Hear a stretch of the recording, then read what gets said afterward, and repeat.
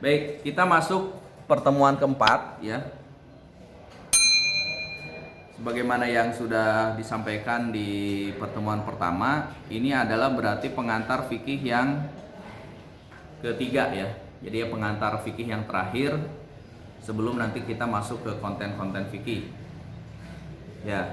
Nah, ini judul-judulnya ada 3 judul hari ini.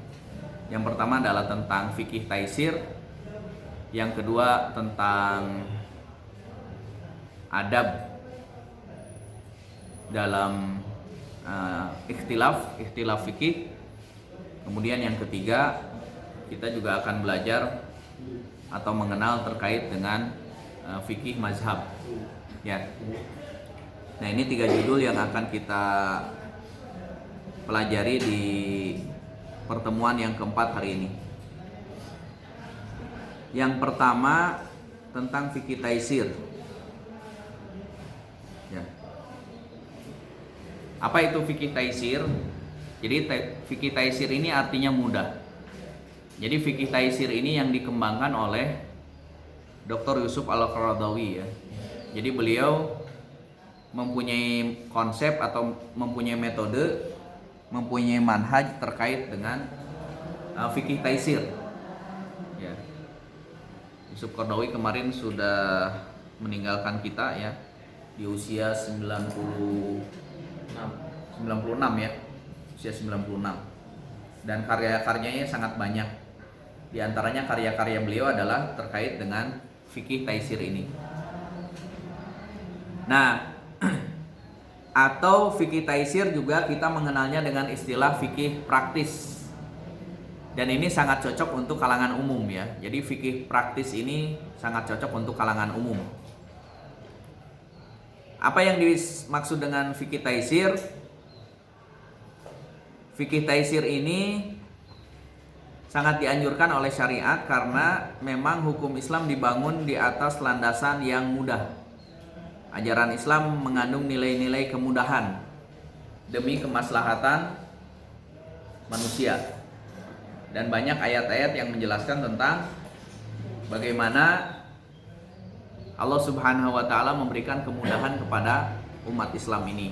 Ya, di antaranya surat Al-Maidah, surat An-Nisa, surat Al-Baqarah, surat Al-Hajj dan surat Al-Anbiya. Ya. Ini yang berkaitan dengan fikih taisir. Misalkan dalam surat Al-Maidah, wa ma yuridullah liyaj'ala 'alaikum min haraj. Jadi Allah tidak menginginkan bagi kita itu adalah sesuatu yang sulit. Atau misalkan di surat An-Nisa, yuridullah an yukhaffifa ankum. Jadi memberikan keringanan. Atau misalkan dalam surat Al-Baqarah juga sama ya, dzalika takhfifum mir rabbikum. Atau misalkan dalam surat Al-Hajj, wa ma ja'ala 'alaikum fid din min haraj. Dan ayat-ayat yang lain, wa ma arsalnaka illa rahmatan lil alamin. Itu dalam ayat-ayat dijelaskan betapa banyak ayat-ayat yang menjelaskan tentang bahwa Allah Subhanahu wa taala itu memberikan kemudahan. Yuridullahu bikumul yusra wala yuridu bikumul usra. Gitu. Begitupun dalam hadis. Ya, di antaranya hadis Abu Hurairah disebutkan waqala innama bu'istum muyassirin. Jadi kalian itu diutus untuk memberikan kemudahan. Walam tub'asu mu'assirin. Dan kalian tidak diutus untuk memberikan kesulitan. Ya. Artinya berdasarkan ayat, berdasarkan hadis banyak sekali yang menjelaskan kepada kita bahwa syariat Islam ini mudah, aplikatif, dan bisa dilakukan oleh siapapun. Nah, ini sudah saya jelaskan di pertemuan sebelumnya. Bagaimana keseharian? Ya, ini salah satu contoh-contohnya ya terkait dengan adanya tayamum dalam toharoh. Atau misalkan ada keringanan ketika saum. Kemarin juga sudah dijelaskan ya. Dikaitan dengan ketika saum Ramadan maksudnya ya, saum wajib. Itu ada keringanan bagi yang bepergian atau bagi yang sakit. Wa man kana maridan aw ala safarin. Ya. Ini memberikan penjelasan tambahan kepada kita bahwa Allah Subhanahu wa taala sangat banyak memberikan keringanan, kemudahan. Atau wa 'alal ladzina yutiqunahu itu fidyatun. Jadi orang yang memang tidak kuat ya, ini juga memberikan keringanan dengan membayar fidyah. Dan ayat-ayat yang lain sangat banyak ya. Misalkan ini diantaranya juga Rasulullah memendekkan bacaan sholat ketika ada anak kecil yang menangis. Nah, ini praktik-praktik di lapangannya sangat banyak gitu. Jadi kalau ada seorang imam di masjid kampung gitu ya walaupun dia seorang hafiz, ya tetap ya menyesuaikan gitu. Yang dibaca ya 2 ayat atau 5 baris gitu ya. Ini menjelaskan kepada kita tentang betapa Islam ini sangat memberikan kemudahan. Di antara tujuannya adalah ini, mempermudah pemahaman fikih kepada umat Islam. Kemudian yang kedua, mempermudah hukum fikih dengan cara memilih perkara yang lebih ringan dan mudah. Ini untuk kalangan umum, karena tujuannya bagaimana supaya mereka itu menjalankan syariat Islam. Gimana caranya mereka itu sholat gitu ya. Jadi tidak membuat sulit, tidak disajikan dengan hal-hal yang rumit dan menjelimet, enggak gitu. Karena ini diantara tujuan-tujuan fikih taisir di dalam Islam. Nah ini diantaranya juga bagaimana ketika mempraktikkan atau mengaplikasikan fikih taisir di kalangan umum. Tadi ya disajikan dengan bahasa yang sederhana, menggunakan mungkin istilah-istilah kekinian itu untuk mempermudah pemahaman, kemudian mengaitkan dengan realitas kehidupan gitu ya. Misalkan kaitannya dengan fikih muamalah gitu ya. Fikih muamalah ini kan sangat berkembang gitu ya. Jangan sampai ada seseorang ataupun seorang dai melarang sesuatu tapi tidak memberikan solusi gitu. Misalkan yang dikit-dikit haram, dikit-dikit bid'ah misalkan ya. Nah, pokoknya kalau kita jual beli, kalau membeli sesuatu tidak dengan cara cash, dengan cara kredit, berarti itu haram. Padahal itu tidak memberikan solusi terhadap permasalahan di lapangan. Permasalahan di lapangan kan keadaan ekonomi umat Islam misalkan kondisinya terbatas. Jadi dalam Islam ada jual beli dengan cara dicicil, dikredit gitu. Tapi kan ada caranya gitu. Berarti kan bukan berbasis bunga dan lain sebagainya. Bukan berarti jual beli secara kredit itu haram. Tapi ada caranya. Jadi jual beli secara kredit tetapi halal. Gitu. Jadi tidak harus jual beli itu harus cash.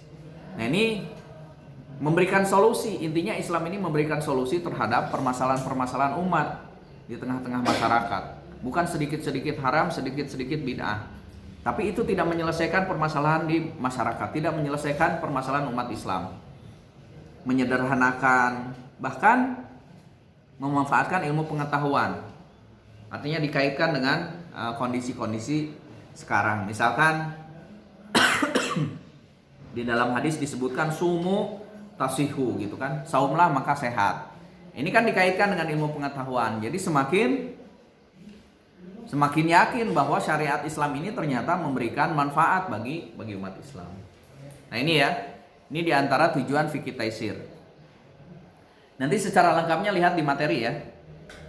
Kan sudah diupload ini di Google Classroom. Nah ini rambu-rambunya.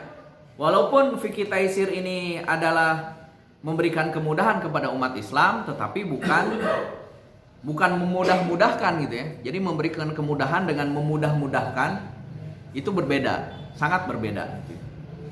Sehingga perlu ada rambu-rambu. Contohnya tidak menghalalkan yang haram dan mengharamkan yang halal.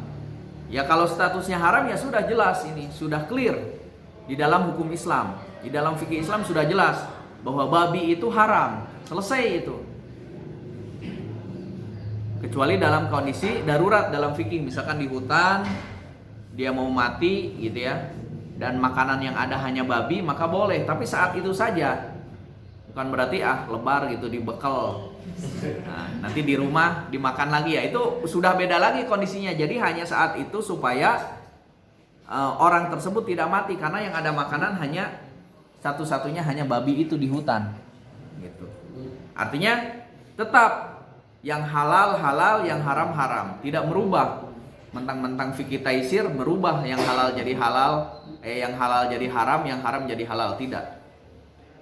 Kemudian yang selanjutnya adalah lebih memperhatikan permasalahan rukhsah. Ya tadi ya rukhsah.